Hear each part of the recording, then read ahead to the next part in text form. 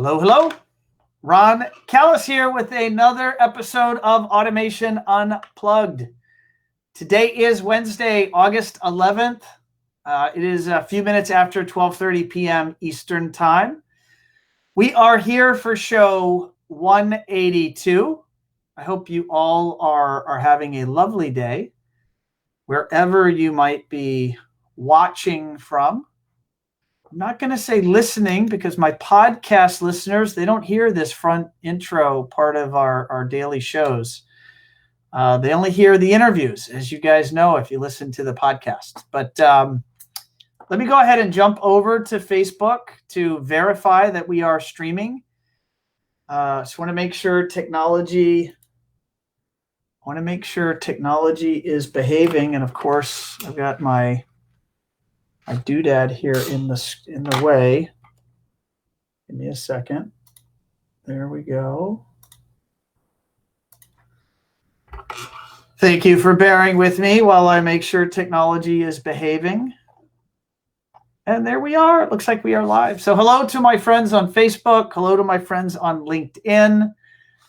Hope you're all having a lovely day. So what's going on in the world? Just before I bring in our awesome guest. We are now weeks away from CET. And what did we all just learn? We just learned that Savant just pulled out of the show, citing Delta variant fears. And so my friends around the industry, both my manufacturer friends and my dealer friends, are all deciding, go, no go. I can tell everyone at the moment One Firefly is still a go, although it is a delicate situation and we are monitoring it very closely. Because what do we have coming right after the show?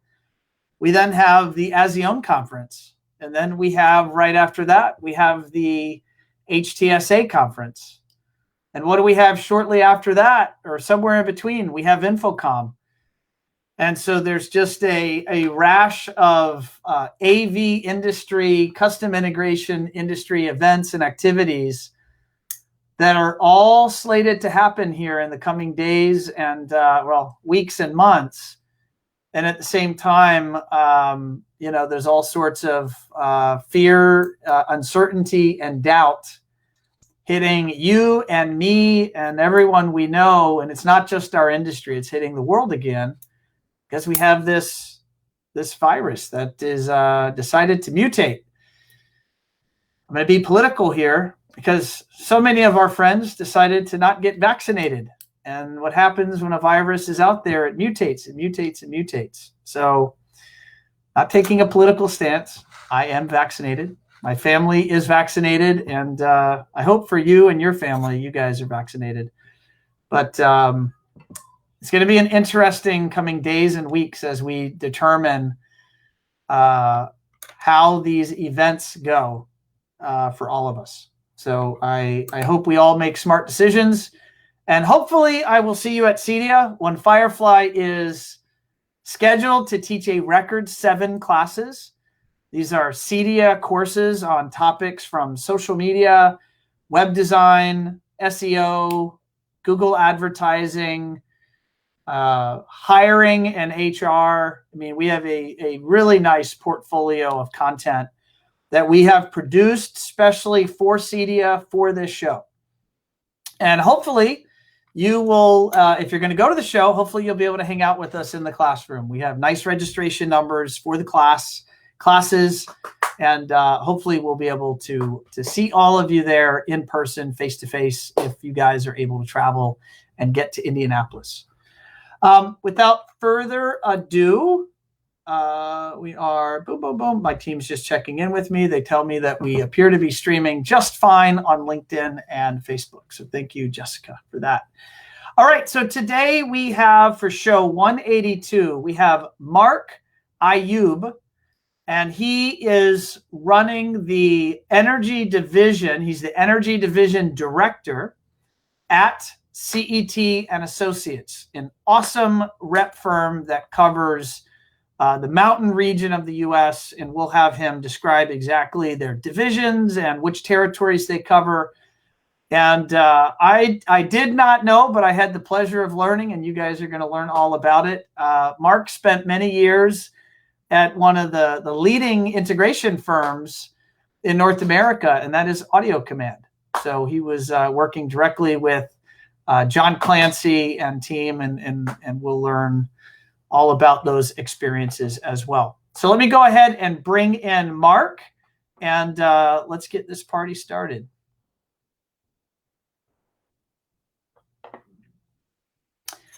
Marc, how are you, sir? I'm well, thank you. How are you? I am super well. I'm looking behind you and I see guitars. Are you a guitar player? I am a guitar owner who hangs them on his wall so that way he'll play them from time to time. And what ends up happening is that they just look cool in the background. They do look pretty cool. I've always, have you ever, can you strum a tune? Yeah, I can play things, but not well.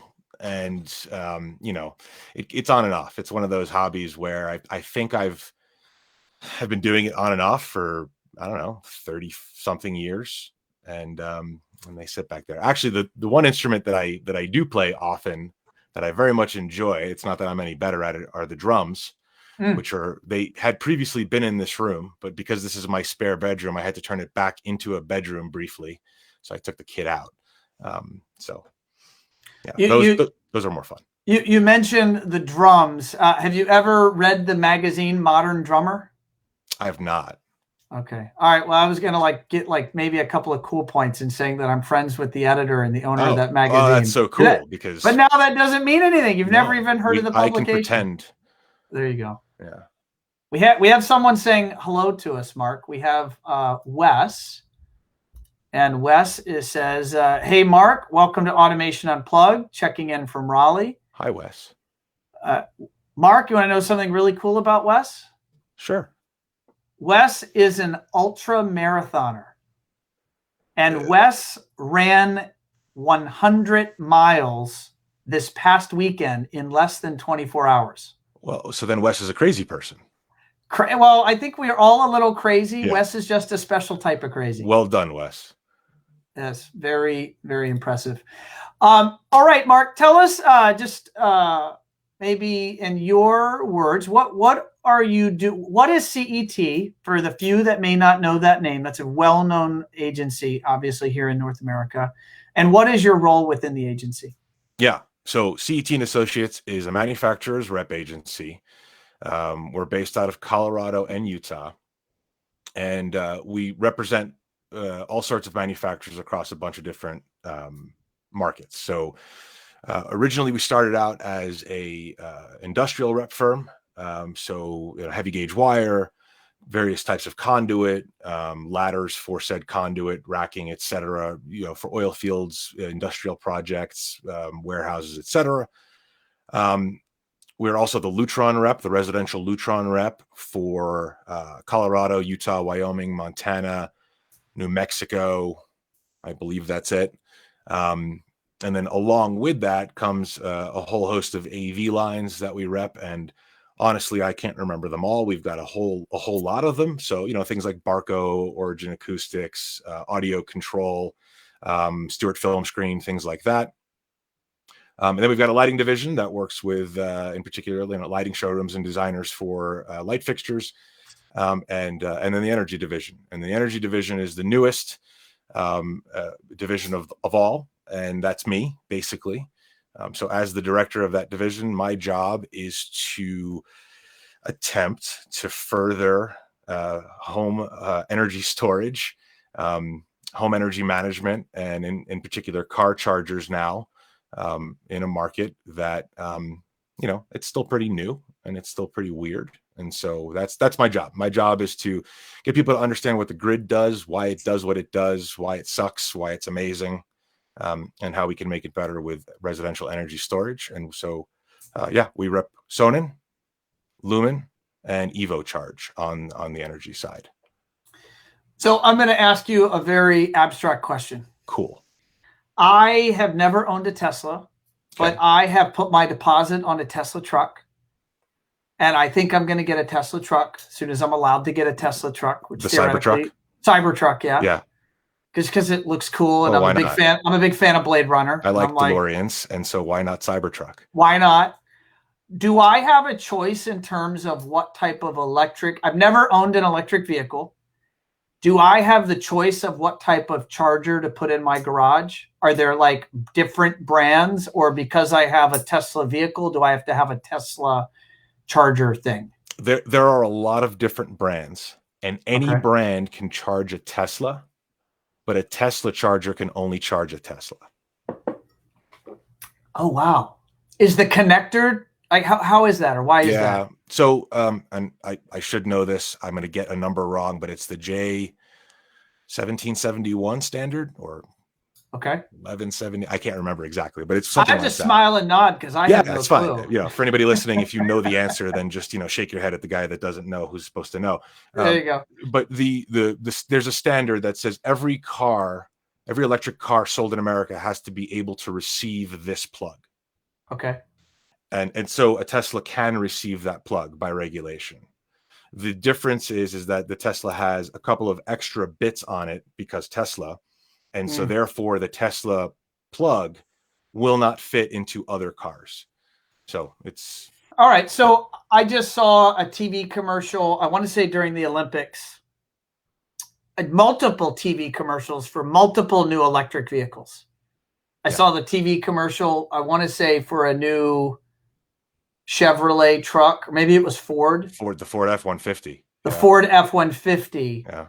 So you're saying if I could have a charger in my garage and that could plug into my Tesla, as long as it's not a Tesla charger, it could charge my Tesla, or it could charge my new electric Ford F-150. Yes. Yeah. And then, you know, okay. I mean, or you could just have two chargers. That's up to you. I mean, if you're already buying a Tesla truck, the cost of an additional charger is, you know, whatever. Right. Well, I don't know if it's whatever. Dollars are dollars, but dollars are dollars, but you know, stainless steel, man. Yeah, I know, dude. I just want to. I don't know if I'll be brave enough to do the sledgehammer thing, but if I see others do it, I just might, just to say I did. And look, a dent of pride in the side of your Cybertruck is worth it for the experience of hitting your car with a sledgehammer. I think so. All right, so I have lots of energy topics and market questions, and I want to talk CEDIA a little bit, but I always enjoy to go back in time. How did you land in Colorado, and how did you land running this energy division? I know you've had a multidisciplinary background, and take us through it. Go back as far as you're willing to go to bring us to the present. I mean, sure. Go to middle school if you want, 7th grade. I'm trying to come up with a reasonable cutoff that just won't bore everybody. So I guess it's probably reasonable. I'll start a little earlier than that. So I used to go to college when I was a young person in an attempt to get an education. That didn't work out very well. But in the meantime, I found myself working for the college radio station, and I had a lot of fun. So I went to the Connecticut Schools of Broadcasting, and I thought I was going to be a big radio DJ. I was not a big radio DJ. It did not work out well at all. And you have a better voice for radio than I do, though. Well, hey, I have a hype. I just do it because I do it, but your voice sounds better. Thanks. Yeah, no, years later, I realized the lucrative career that I could have had in voiceovers and have many regrets, but here I am. Here you are. I am. Delighted to be here. Still, I'm glad you're here. The audience is glad you're here. Thanks. So anyway, so that didn't work out. And then during that time, I needed to work. I needed a job because, you know, people need those things. And so I started working for an alarm company on Long Island, and fire alarm, burglar alarm, cameras, networks, basically that sort of thing. A little bit of, you know, speaker selector switches and volume knobs, that sort of jazz. And while I was there, I'd been friends with somebody since basically high school who was working at AudioCommand Systems. And they said, hey, you should come work for AudioCommand and quit installing alarms. And I'm like, yeah, okay. So I was like 22, something like that. So I interviewed with AudioCommand Systems. And I got hired, and basically I got hired to pull wire because I didn't know anything. And so I did. So I pulled wire in, you know, cold houses and, you know, the middle of winter, that sort of thing throughout Long Island and Connecticut. And then through that, I kind of worked my way through, became a technician, did a little bit of service, did a lead tech role for a while, project managed some jobs. And then in about 2006 or so, I broke my leg. installing a Stewart film screen. And then I just how did you break your leg? What did you do? So you know, when you're lifting a thing with two hands from down low to up high, you've got to switch your grip. Yes. Kind of like, you know, rotate your hands around to switch your grip. Well, I was doing that on one side of this room on a ladder, and somebody that I was working with was doing the same thing, and we didn't coordinate it very well. So when we went to go switch our grip, he had switched his grip in a way that rolled the screen. And this is a full, you know, masking automated screen, heavy thing, couple 100-pound kind of thing. And so he rolled it, and I rolled with it. Basically, I lost my balance. So I fell off the ladder, and the screen landed on my knee. Oh, yeah. So then I sat down on the ground for a little bit with the screen on top of me. Thankfully, he didn't drop the screen. So really, the screen was fine. So that was cool. I'm good that the screen was ready to be mounted. It just needed someone that wasn't maimed. Well, but so like now here's what happened, because I'm a bit of a fool, is I got back up on the ladder and we hung the screen. And then about an hour or so later, after we'd finished calibrating it or so, I said, hey, you know, my knee's the size of a cantaloupe. I'm going to have to do something about this. So I drove home from Connecticut to Long Island in a Dodge Caravan or something. Dodge Caravan. Yeah, my work van. Minivan of choice. It was the minivan of AV installers, I guess, throughout the region. Yeah, and so I drove home. It took me about 4 hours to get home because it was a Friday afternoon in the summertime. And I got home and I put a little ice on it. And then I got convinced to go to the emergency room a couple of days later and found out that I had broken my tibia and fibula, which put me out of commission for a while. Oh, that's fat. That's terrible. Yeah, but and brave. But it worked out. So the screen was fine. And then I had, at the time I was at AudioCommand Systems, you know, at that point I'd, you know, done all the technician things already anyway. Right. So I said to my boss at the time, John Clancy, I said, hey man, I'm pretty bored and I don't think I want to go back into the field. And I've got about 3 months worth of summertime doing nothing. I used to live by the beach at the time. I was in Long Beach. So I was miserable because I couldn't even go to the beach. So I said, hey, can I learn how to Crestron, program Crestron? And he said, yeah, sure. And I'm like, but really, can I have a Crestron processor? Can you send me one so that way I can learn how to program? So he sent me an MC2E, and I just monkeyed around all summer until I had a pretty decent handle on simple Windows and how to do it and what was what.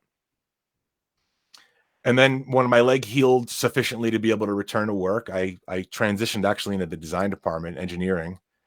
And so were you programming, Marc, in simple Windows, or were you programming in System Builder? Were you doing ping? Like, remind the time frame where you were doing this. So what was your software environment? This was 2006-ish, and so Simple Builder. System Builder is a dirty word.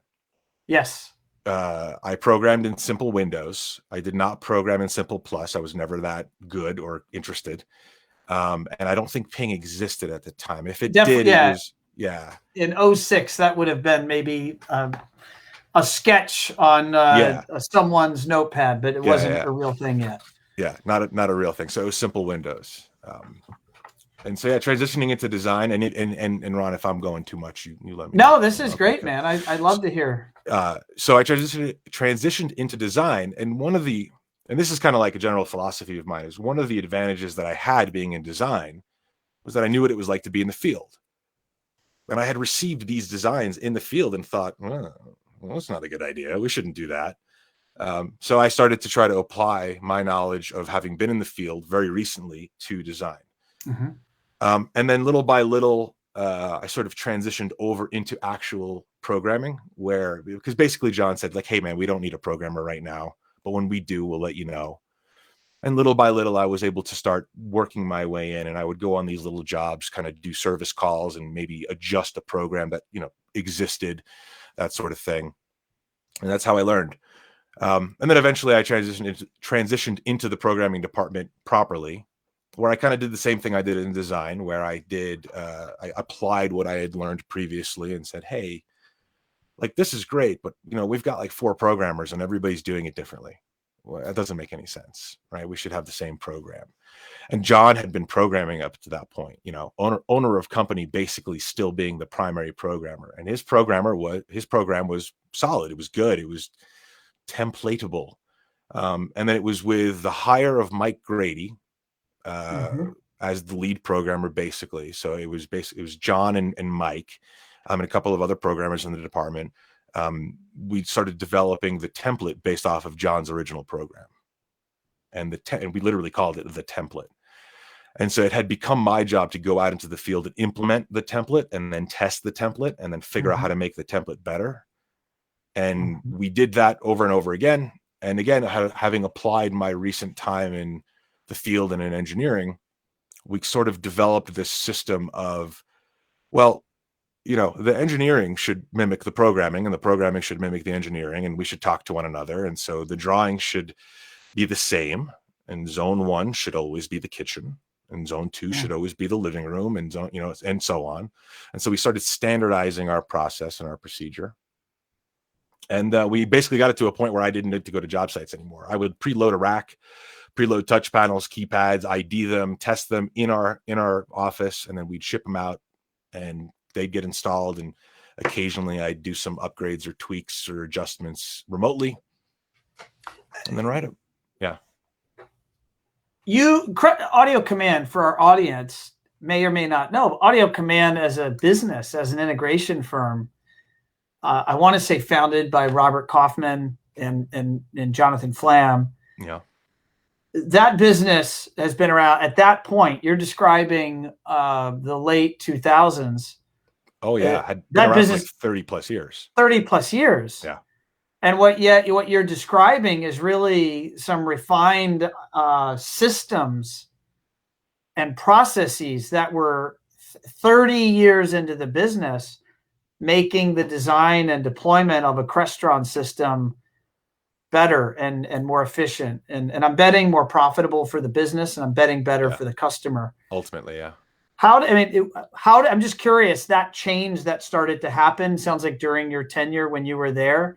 How did that, did it just happen, or was it being directed by somebody? No, it just happened. And it's weird because I was part of a group of employees, basically, that started around the same time.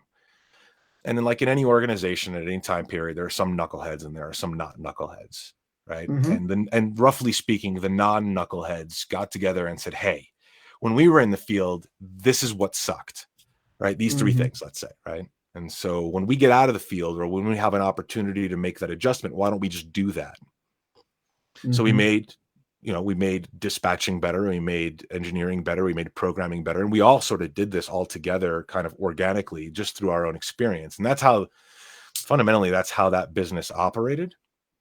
We succeeded in spite of ourselves, and we succeeded because of ourselves. The people in that organization are some of the best I've ever worked with, if not the best, from a technical perspective and an innovation perspective. Because I mean, I think if you've ever talked to John, he's probably brought it up. A place started out making their own control system with relays and like Star Trek looking button panels by bedsides with telephones built into them. I've been to the HQ. I want to say, I don't know the New York geography that well, but I've been there. I've been to the office, and I have pictures of me with all the old patch panels that Robert and Jonathan and team engineered back in the 70s and early 80s. Yeah, it's crazy. So I know exactly what you're saying. So you did that. How did you transition? How did you end up leaving that organization and land in Colorado? Yeah. After about 9 years of 10+ hour days, 5 days a week, weekend phone calls, I had never taken a vacation. I was burnt out. I was losing my mind. Sitting in New York traffic in a commercial van, trying to leave Manhattan at 5 o'clock, knowing full well that your 15-mile drive will take 4 hours. It had taken its toll.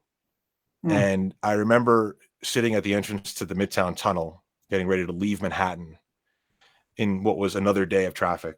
1010 winds was blasting because that was the reasonable thing to do, apparently. A repetition of 22 minutes worth of headline news, weather, traffic, and commercials over and over again at high volumes, smoking cigarettes out of both sides of my mouth, white knuckle on the steering wheel, freaking out, pissed off. And I realized at that moment, like, hey man, if you don't cut this out, you're going to have a heart attack real quick. It doesn't sound like a healthy state of mind. Oh, no. But that's, I mean, at the time, that's how I worked. It was coffee and cigarettes, hurry up, faster, more. You didn't take lunch. It was nonsense. So I finally decided to take a vacation, and I did. And I came out west, and I kind of traveled around New Mexico and Arizona and Utah, and it was just amazing. It was just, I don't know, relatively speaking, it was peaceful. It was calm. It's another universe compared to New York. Having not done much travel prior to that, I fell in love, like a lot of people do. I think when they go on vacation, they go, hey, I want to live here now. And so I kind of did that. I said, I want to live here now. And so it took me a couple of years to figure it out. I planned it quite thoroughly and decided that I was going to quit ACS. I was going to, at the time, my girlfriend, convince her to quit her job at Chase Bank and say, we're going to move to Colorado and we're not going to get jobs. We're just going to go. And so I figured out the math. I said, we have this much money. We can do it for this long. So let's cut that in half and travel and have fun and go hiking and biking and do all the things that we enjoy. And then we'll go find jobs, and that'll be great. So I gave John 6 months notice. I said, hey man, I'm out of here because this is nuts and I don't want to do it anymore. Thanks very much. I'll train whoever you want me to train. I'll do whatever you need me to do, but I'm out of here in 6 months. And then I just literally left. It was weird. I stopped working. And I drove to Colorado. I literally drove to Colorado. I did not have an apartment in Colorado, but I had a friend who lived in Colorado, in Denver. And so I stayed with him for about a week until I found an apartment. I just did that. And I had a summer and a bit of a winter of just driving around the country. And your girlfriend was down for this as well? She said she was at the time. Okay. We found out later that she wasn't. She wasn't. But okay. Ultimately, I'm pleased with the way everything worked out. Right. But nevertheless, yeah. So we just traveled. We had a blast, and then it was roughly time to find a job. Sure. And I thought, okay, well, the last thing I'm going to do is go back to AV because it's the worst in the world. I hate it. It's the dumbest place. I hate all of the people. I hate all of the technology. None of it. Smoke signals from now on. No TVs, no radios. No, I was a lunatic. Right. Was a lunatic. What was? I don't know. Yeah, maybe. Yeah, whatever. We'll see. So it's time to find a job, and I immediately copped out. Because I had not figured out what it is I wanted to do other than like ride my bike and go hike mountains. Couldn't figure out what to do for money. So I copped out and I contacted somebody I knew at Savant actually. And I said, hey, I'm in Colorado. Who's the Savant dealer in Colorado? Because at the time I was in New York, by the way, I'd been doing Crestron, but we'd also done some Savant. In fact, John and I had gone to Cape Cod to sort of tweak their interface to match ours because we didn't want to use it until it worked as well as what we could do in Crestron. So I had done Savant for quite a while as well. And so I said, man, screw it. I won't do Crestron. I'll do Savant. Let's try that out. And so through a bunch of people, I ended up getting hired on at Essentials in Colorado, which at the time hadn't become Essentials yet. It was on its way to becoming Essentials. And my one like saving grace was I figured I've done everything else in AV that I can think of. I haven't tried selling. So let's try selling. How did that go? It didn't go well. It didn't go well. Selling is generally not something you just try out. Either I'm curious your opinion. What didn't work out about it? I think it was, well, first of all, I was hired as the TrueFig salesman. And if anybody knows what TrueFig is, nobody wants it. Nope. Oh man, you're going there. Yeah. I mean, it's tough. It's a tough sell. It really is. And I had no experience at all. And, for that matter, like I knew AV, so I could probably speak to the technology quite well. Sure. TrueFig was that's a flat outlet. That's cool. Right? So you were calling on the design community, the architects, designers. Yeah. Which was the precise opposite of my personality. I didn't care for parties. I didn't care for chit chat. I didn't care about your feelings. I didn't care about what you thought about a space. I cared about whether or not the wires were connected properly and whether or not the system worked appropriately. And now here I was, calling on kitchen and bath designers, trying to get them to buy an extraordinarily expensive. So maybe you were misallocated. Probably. Maybe. Yeah. But it worked out well because then it was like, hey, this was a good trial. And so I started doing a little bit of AV sales and that went okay, but I really just wasn't happy with it. And so I transitioned into the design department. which quickly became me managing the design department. And it was difficult because we had become a fairly big company at that point. We had multiple offices. So I was, hiring people and managing their behaviors, which was kind of new for me in that regard. But I think I did all right.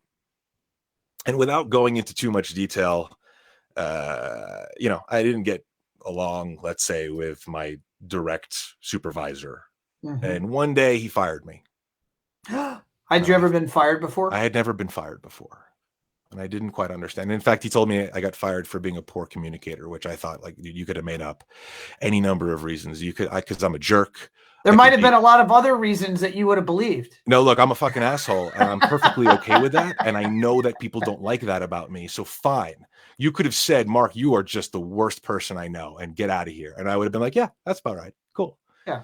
But I do fairly well. You didn't buy the excuse. How did you feel? How did you feel that? What day of the week was it? It was Friday. Friday. Yeah. It sucked. It sucked because first of all, it never happened. And second of all, I had a team of people that I was managing, and they didn't know. They were right there. They didn't know anything was going to happen. And the whole lot of them were like, what's going on? So I just sort of put my tail between my legs and walked out the door. And literally a couple of hours later, I got a call from the owner of CET. Or one of the owner now of CET and Associates anyway. And he said, hey, don't talk to anybody else. Just come see me on Monday morning. We got something for you. And what's interesting about that is that I had been now working in the design department of a major integrator, working with CET and Associates on the regular basis as they were the Lutron rep, and we did quite a lot of Lutron. Yeah. And these guys were great. I knew they were great. And I thought to myself in the back of my head for quite a long time, like, I don't know exactly what I would do at a rep agency, but I think this is the place to be. Like, these guys, they get it. They're reasonable. They're friendly. Like, it just seems like a really good environment. And then sure enough, next thing I know, Monday afternoon, I had a job offer at CET and Associates, and I took it, and I was delighted.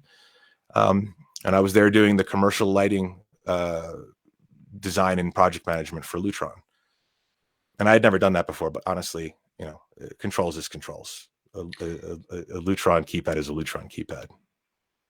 CET is all right. Well, actually, I want to go into CET and their culture, but before I do that, walk us through time. When did you join CET? About what year? It was 2016, and if anybody can hear the beeping in the background, the emergency alert system is being tested. So I'm sorry. Well, it's pretty faint, so I don't hear it, but I appreciate you letting us know. So you joined in 16, and when did you when did this new energy division launch, and thus you're the person running that effort? Yeah, so that's a funny story too, because actually I did get fired twice. Okay. CET and Associates had the lighting Lutron commercial lighting division as well as the residential.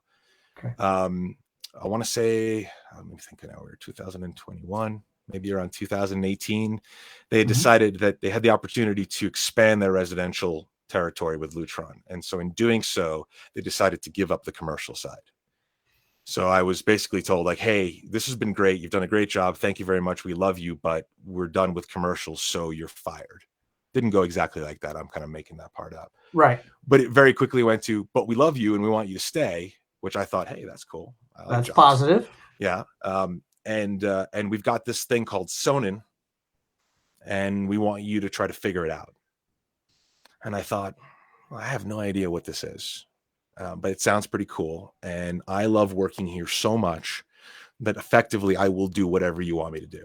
I was literally like, sure, if you need me to sweep I will the floor, figure this out. Yeah, if you need me to sweep the floors, I will do that because I love it here and I love you ridiculous people. So thank you. And so, so I started figuring out Sonnen, and that's effectively how I got to where I am now. So I'm going to go into Sonnen and batteries and energy in the home, but I want to talk about the company side of this, because you said you love the people that you work with. You love the company. You love where you're at. Yeah. What makes this company special? It's, I can't say that it is the only company like this, because it sure as hell can't be, right? But it is pretty rare where you have owners You have long-time employees, 12, 15, 20-year employees, new people who all have a similar philosophy about how to approach the world and how to approach work. Like, it's sort of unheard of. Like, so let's take a step back to AudioCommand Systems. Great company, great people, right? But there's a lot of divergence in philosophy about how to approach the world. And that has its advantages sometimes, but it's mostly disadvantages because people aren't cohesive in the way that they approach their work. At CET and Associates, we all believe, roughly speaking, that the most important thing is to do good work and take care of our customers, and they will pay us for that. Instead of, hey, if we sell this thing, we'll make a lot of money. We don't think that way at all. We don't compete with one another. We help one another. We have multiple salespeople who have multiple territories and multiple lines that they focus on with multiple clients. And I am happy to take any meeting, any quote requests, any programming help, whatever, from any one of them, and vice versa. And because we all believe that, quite literally, we just operate as a team, and quite honestly, like Doug, the owner, says all the time, like a family, and it's just a lovely place to be. I think there's a lot of families that maybe don't operate that way. Yeah, I know, we're pretty good. We're pretty good. I mean, our motto is "You before us," and we actually mean it. You before us. There are some other common quotes or things that you were filling me in on before we went live, and I actually wrote them down. But just for our audience sake, and I think they're pretty special, what are some of the other common language or whatever you want to call it, mantras within the company? Yeah, the unofficial slogan is "Make friends, make your friends money. Make more friends, make them more money."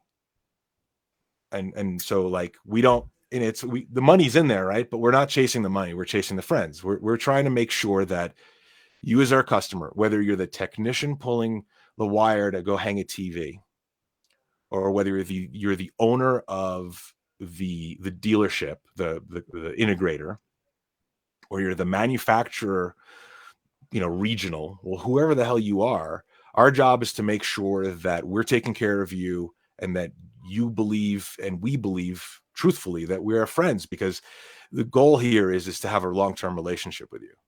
And it turns out that if you do that, people pay you, and everybody makes money. It's amazing. Kind of weird. That's amazing. Oh, I'm going to say this for everyone listening. We're happy for you, Marc, that you're so happy where you're at, because it does sound CET. I've been hearing, I was mentioning before we went live, I started my career at Lutron, and certainly along the way and along my life journey, I've heard the name CET mentioned many times, but I want to say I don't think I've ever met anyone that worked there. So hi. Hi. Nice to meet you. Glad to hear it's such a fantastic company. What are you trying to do with energy in the home? Like, just, you got business owners listening, you got people in the CI space. They're trying to, maybe some of them have been at arm's distance from this topic. What does it mean to design energy solutions into the home? How do people make money? Who's interested in this? Educate us, bring us up to speed. It's a lot of questions. It is. It's a lot of, and I might even have more, but yeah, give it your best shot. Yeah. I mean, from a fundamental perspective, like the big view. Yeah.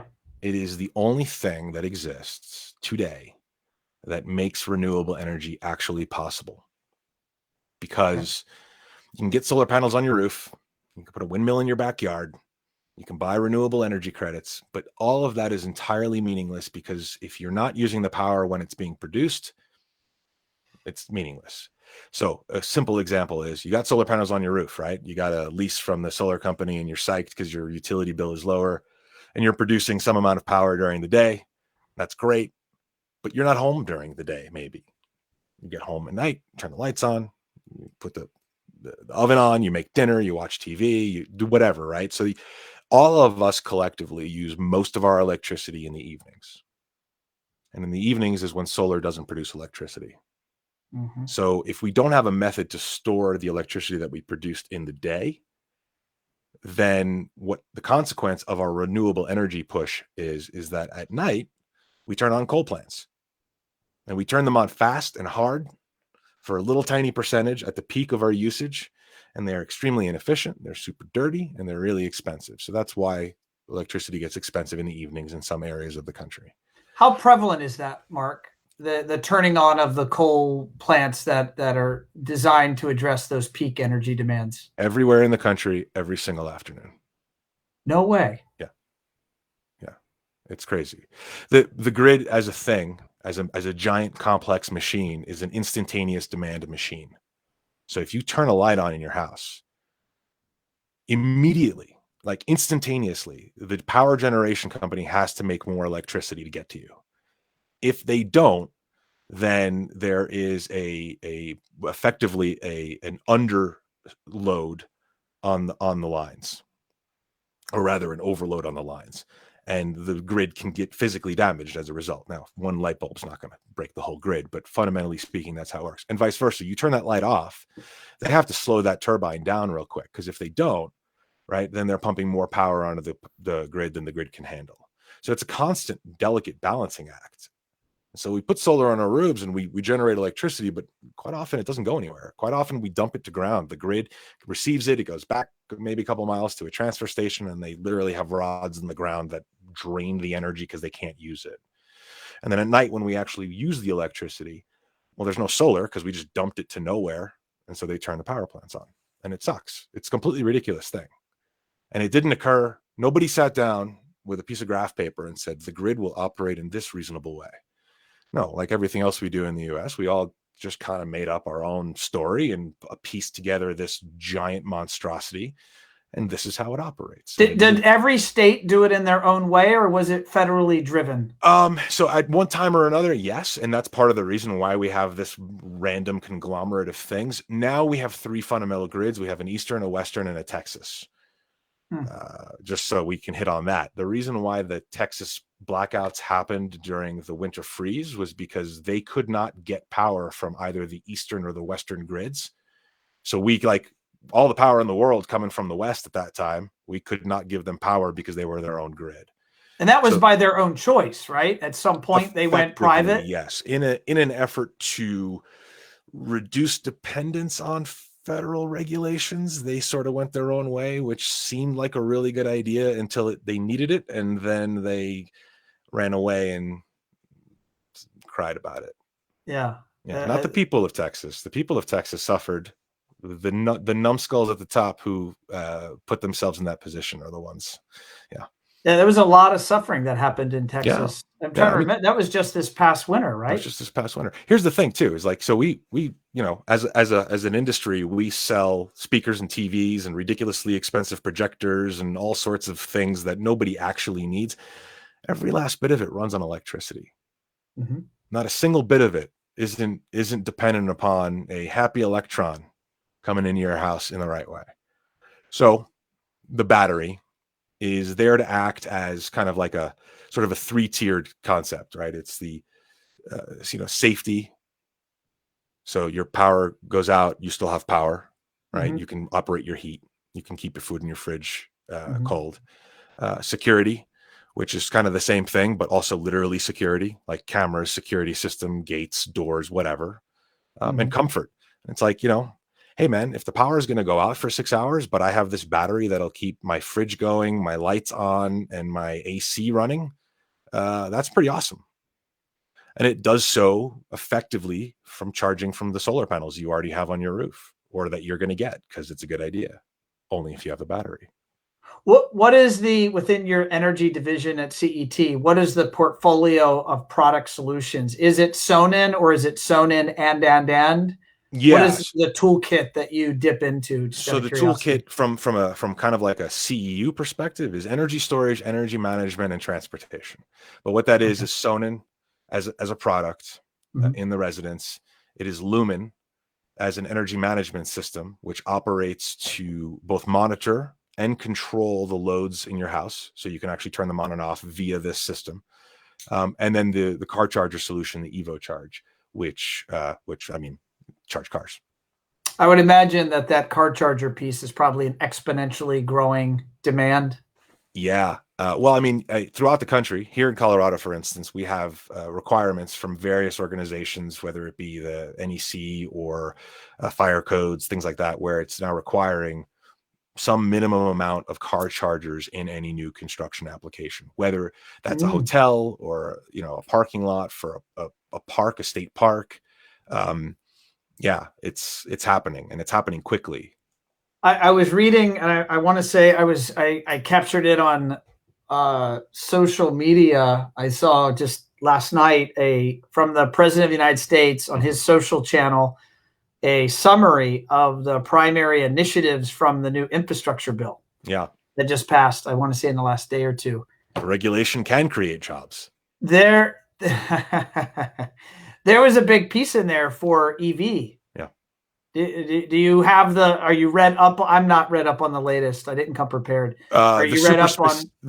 Yeah, the super specifics, no, but fundamentally it adds funds effectively for the expansion of the EV charging network. That's what I was reading. Yeah. And because I mean the biggest problem, in fact, maybe even the only problem that we have right now with electric vehicles, is the ability to charge them reliably and frequently and wherever we want and however we want. Right. It's going to take a shift in the way we think about it. Because we're all so used to, and I do the same. I don't have an electric car. I'd love one, but I don't have one. You go to the gas station, you fill up, you keep driving. Yep. So we need the ability to do that fairly quickly, and the only way we're going to get there is through a comprehensive network of EV chargers. I want to ask you this question might be controversial, but it comes from my 12-year-old son, because there was a debate in our household actually at this point 2 years ago. I think I've mentioned this once or twice on the show, as to do we get a Tesla or do we get something else? And I ended up getting a BMW SUV because of the verdict of this debate. And there's a perception that an electric vehicle is green. And the idea is I'm not burning fossil fuels in the engine, the combustion engine in the car. But you're using electrons that were generated at some power plant, and that power plant may have been and likely was developing some level of output, that is all the bad stuff that causes the greenhouse, gases and greenhouse effect. And do you have an opinion is that right? Is that accurate? And so the argument that an electric vehicle is so much better for the environment and for, people that want to be green, is it really green versus a gasoline vehicle? The only thing that's truly green is if we shut everything off and go back in the cave. Like fundamentally speaking, right? So like there's no such thing as a silver bullet other than just giving up on society and going back in the cage. But I don't know about you, but I love indoor plumbing, and I think air conditioning's pretty sweet. And I like the internet. So it's a really good chance that that's not going to change. Well, I'm going to throw you a bone because I think I have some of the answer, and I think you have the answer. Okay. If I've got solar on my roof and I store the energy in a battery. Yeah. And if I charge my battery with a battery with electrons from the sun. Yeah. I think that's pretty green. It's pretty green. It's pretty green. And it's a matter of efficiencies, right? So even if you're charging your vehicle from a coal plant, okay, and you do so in the middle of the night, you don't have solar, but you plug your car in overnight and you're charging from a coal plant.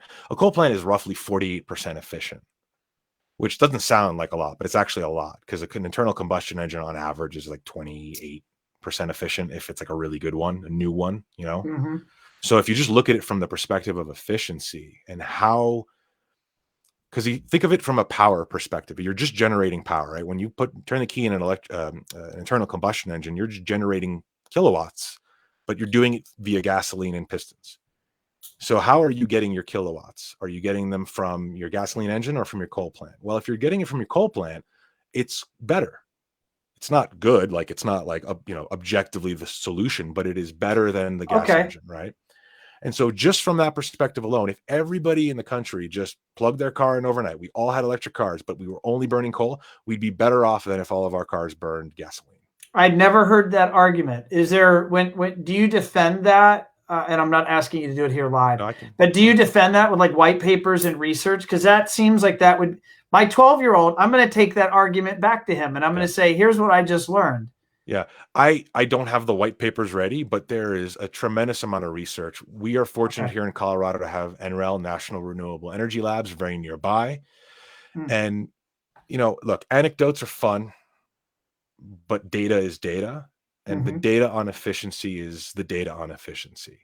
And if I can get the same amount of power by using less fuel, then get the same amount of power for using less fuel. Now, you said earlier that the solar, if I got solar panels on my roof and I got a battery in my house and I can charge my car through that, then I didn't burn a single fossil fuel to get it. But I mean, there's a whole other argument, right? Well, what did you mine to get the elements from that battery? How much cobalt is in there? We have a comment on that theme. So I'm going to give Ivan credit. Ivan, I want to say, Ivan, remind me where you're at. I think you're in Texas.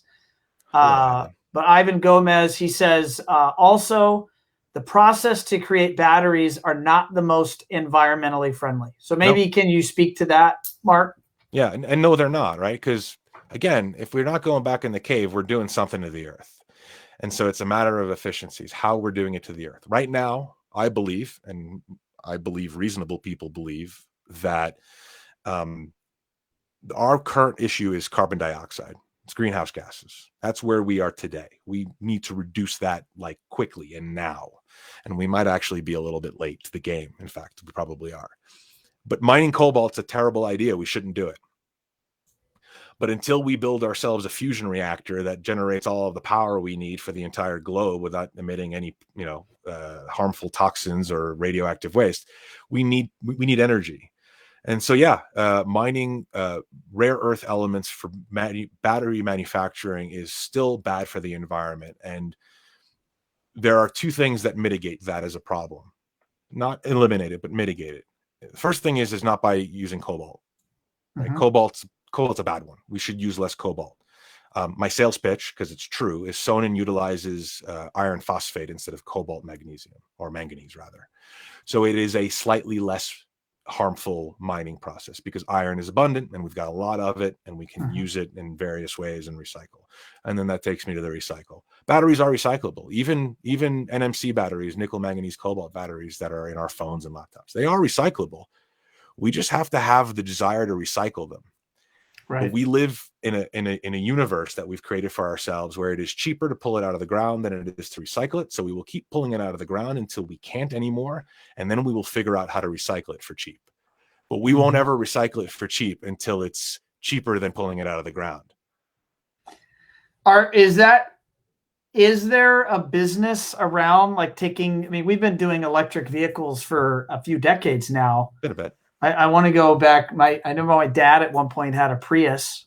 Yeah. I don't even know if Priuses are still a thing, or do they still sell Priuses? I think they are. Yeah. They are. I remember my dad was so excited the day when he got a Prius. Like it was like one of his big wins in life was when he got that Prius. It's simultaneously the most innovative car in a long time and the least interesting car in a long time. It's it straddles that line really well.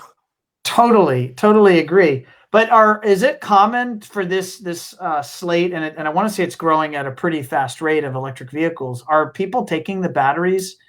And this might be so out there out of left field, you may not know the answer, but I'm curious, are the batteries in electric vehicles recycled today, or are they generally taken to the junkyard? Specifically about electric vehicles, I don't know. I know that one of the things that we're trying to do on the residential storage side with Sonnen is we're trying to basically get partners throughout the country that are willing to and are capable of recycling the batteries, and ours are 100% recyclable. So we're just trying to make those relationships so that way we have that ability when we need to. Our batteries specifically are also fairly long life. So the truth is that if you were to buy one today, you probably wouldn't need to think about recycling it for like 40 years. So yeah, tell me about the safety, because I don't remember the details. And Jessica, that used to be with Sonnen, she's now here at One Firefly, and so she's educated me. You guys should know everything. I should. Well, she does. I get to say, but she's not here. I got you. Okay. So the safety of the Sonnen battery, it's got a pretty good. If you compare it to other types of batteries, it's got a lot going for it, right? Yeah. So the lithium iron phosphate, it's still a lithium battery, but it's using iron phosphate instead of manganese cobalt. the things that are advantageous about that is the mining and the recyclability, right? The other thing that's advantageous about it is the longevity of it, designed to be a longer lasting, more deep cycle battery. And the consequence of that ultimately is that they do not go into what's called thermal runaway. So if you want to drive a nail through a battery cell of a lithium iron phosphate battery, you're going to ruin the battery, and you've probably voided a warranty and it won't work anymore, but it will not catch fire. NMC batteries, which is, and honestly, we use it in everything. Cars, we use it in phones. My laptop that we're doing this on has an NMC battery. And if I put a nail through that battery, this will catch fire and it will not stop burning until it is out of fuel. So the Sonnen battery doesn't do that. In fact, if you burn it, it won't cascade Ignite and burn additionally. It'll just, whatever, paper bits and plastic bits that are around it will burn. But yeah, so fundamentally speaking, it is a safer battery. And the reason for it doing that is because that was the choice of Sonnen. They said, we're going to put these exclusively in residences. So they don't need to be light. They don't need to be small. We're not propelling a car, and we're not putting a phone in your pocket. So we can go with the chemistry that's a little bit bigger and a little bit heavier, but as a consequence, will last longer and will be fundamentally safer than the other available technologies.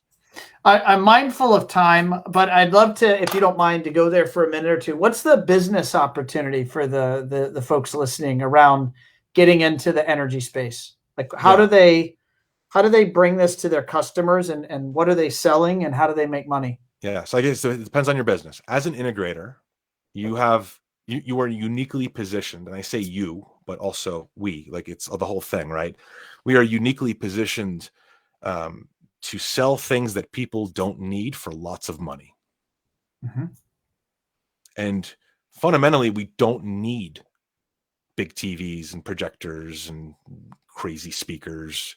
And we also don't really need batteries. We should probably have them, and I bet in a couple of years we will need them. But in the meantime, we are uniquely positioned to sell new things to early adopters.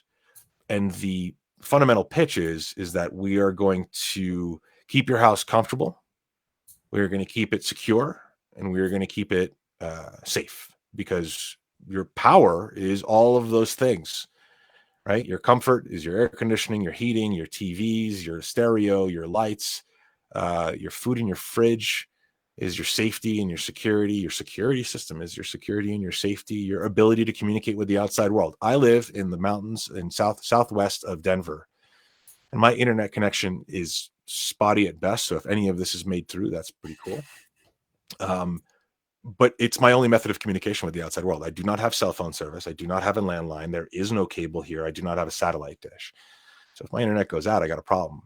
And the only reason the internet goes out here is when the power goes out. So these are the things that you consider as you sell these grand systems into people's homes. You're integrating these things. All of it works on electricity, and you can keep it running indefinitely with a home storage system and solar panels. Really, fundamentally, I mean, you're still on the grid, but you're basically off the grid if you do it right. Do you find people putting batteries into homes without solar? Like, for example, are they storing it from the grid, and just doing it that way, or is it usually tied to solar? No, more. I think the earlier adopters of Sonnen and other battery systems they were just concerned about a backup scenario, right? They didn't care about anything else. They wanted to use it as a generator replacement, and it does that just fine. Right. The only real problem with that, of course, is that you're charging from the grid and you're discharging when the grid's not available. So you're not really using it to its full potential. But yeah, I mean, you got a battery bank sitting there ready to keep your fridge going when the power goes out. But if you've got solar on your roof, well, then you can use that battery at night when the sun goes down and you never pull from the grid. And you also have a backup. So yeah, no, it happens quite often, actually. In fact, I have one project in particular in Colorado where it is specifically a backup. Solar exists and it's tied to it because why not? But it exists purely to maintain a certain pump 24/7 because they built their house on the side of a river. And that means that their house will flood if they don't have a pump running. Holy moly. Yeah. That's non-negotiable. Yeah.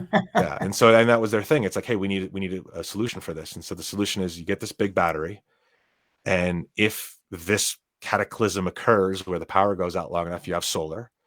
And if for whatever reason or another it's cloudy and snowy, you've got a generator that plugs into the battery, which will always keep the battery charged. So at the end of the day, they will never lose power on that pump. Got it. All right, we're going to close on this. CEDIA, are you guys going to CEDIA? And is it going to happen?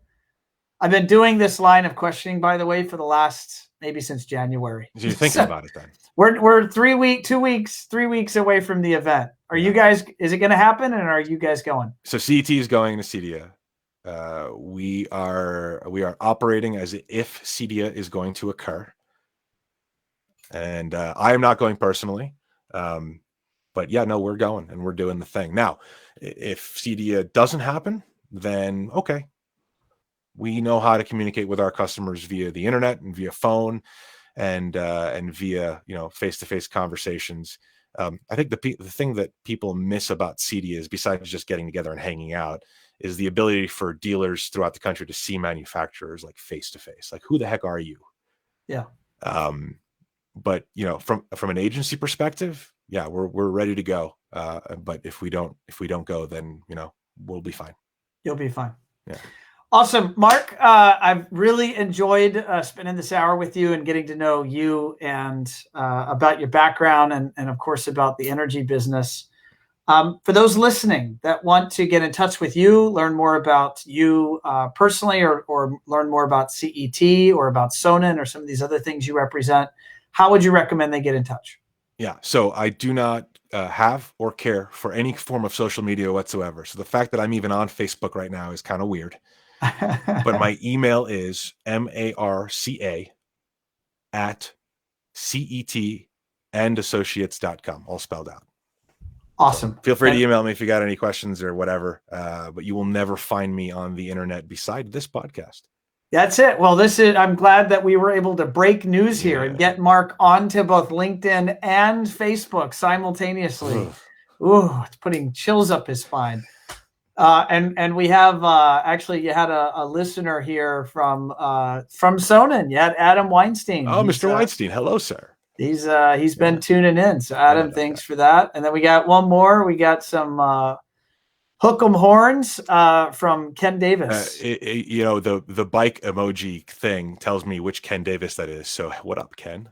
What up, Ken? And I see my team's already dropped your email here into the show notes. So that's excellent. Marc, it's been a pleasure having you on show 182 of Automation Unplugged. Thank you. All right, folks. So there you have it. That was fun.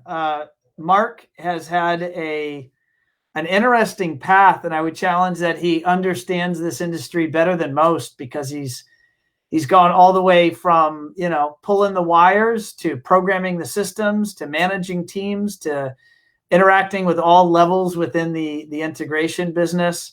And now he's out there forging new paths. He's been at it for a while on the energy side of the business. And you guys are noticing that here intermittently, every 3 or 4 months or so, I have a guest talking about this subject, because I think it is a subject that our industry is poised to really own. We are the integrators, and we integrate all sides of technology. And I think I definitely do not struggle to look into the future and see an electronic vehicle or electric vehicle charger in every garage. And it does not seem far-fetched to see a world where batteries are in the house, and if you lose power, you have a brownout or whatever that event is, you have a battery. It certainly seems pretty logical to me. So I know there are integrators that are out there forging these paths, and I love learning about it. I'm a lifelong learner, so that's why I do this show. So on that note, I appreciate you all joining me for the show. Definitely check us out on all the socials. Follow us if you haven't already. Subscribe to the podcast. Again, if you're on LinkedIn or Facebook, you're watching the live video or the replay, but we are in audio only. So if you are like me and you're a listener of podcasts, I do it on my morning walks, then definitely subscribe, and you'll hear Marc and all the other interesting guests that we have on the show all the time. And so on that note, I'm going to pull up our little closing artwork here. I'm going to sign off, and I'll see you next week for show 183. Thanks, everyone.